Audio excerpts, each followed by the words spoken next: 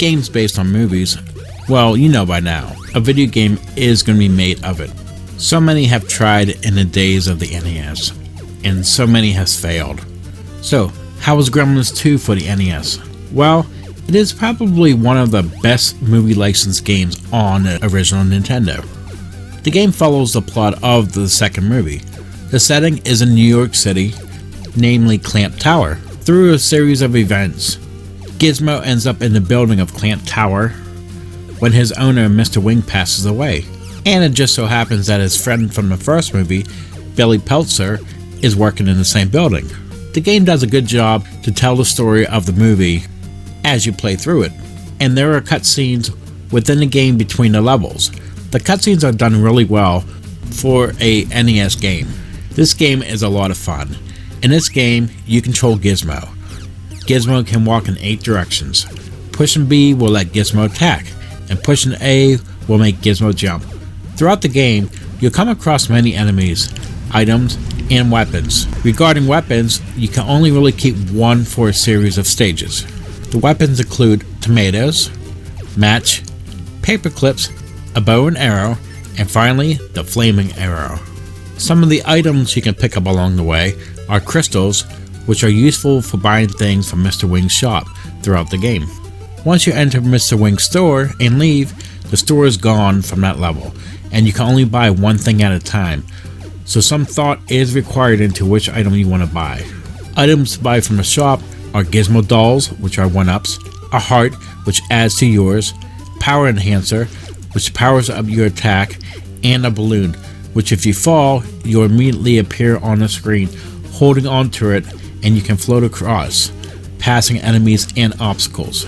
The one thing I've always wondered is, how does Mr. Wing have a shop if he passes away? There are a few other items you can collect along the way. A light bulb, which when collected destroys mostly all the enemies on the screen. A watch, which freezes enemies in place. It's extremely useful for when trying to get around an obstacle or getting an advantage on defeating enemies. And the pogo stick. Collecting one of these will allow Gizmo to hop and down, defeating enemies along the way. It's a good item to collect, though you can only get it for a few seconds before it disappears. Some of the enemies in the game include bats, rats, spiders, and bouncing tomatoes. Yeah, I've always found that one kind of funny. But the main attraction is the Gremlins. And if you've seen the movie, you know they come in all sorts of varieties and personalities. The Gremlin enemies include jumping, fire breathing, skateboarding, flying gremlin, and one who spins around tossing hats. There are also a couple boss battles. They include Mohawk, the electric gremlin, Mohawk with a machine gun, and finally, the spider gremlin. The graphics is done pretty good for this game, especially being released in 1990. The levels are well done as it pays tribute to the movie, as a lot of locations throughout the game were in the movie. Gizmo, as well as the other creatures and gremlins in the game, all look great. The music in this game is also well done. Some stages have that heavy rock feel to it, while in other stages, the music is sinister and creepy, and the ending theme is happy, relaxing, and peaceful. Now as for the challenge, for the most part, it's not too difficult, but there are a few tricky spots throughout the game that will challenge you, and the boss battles can get a little tough.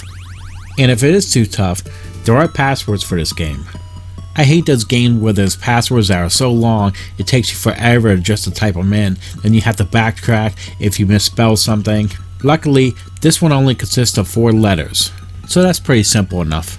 While many games based on movies that were released for the NES were terrible and absolutely sucked, Sunsoft did a great job with this one. If you find this game anywhere, and it's not too expensive, do yourself a favor and pick it up. It's definitely worth it. Thank you for watching my review, and I hope you enjoyed it. And if there's any other games you wish for me to review, please leave comments below. And don't forget to subscribe. Have a great day.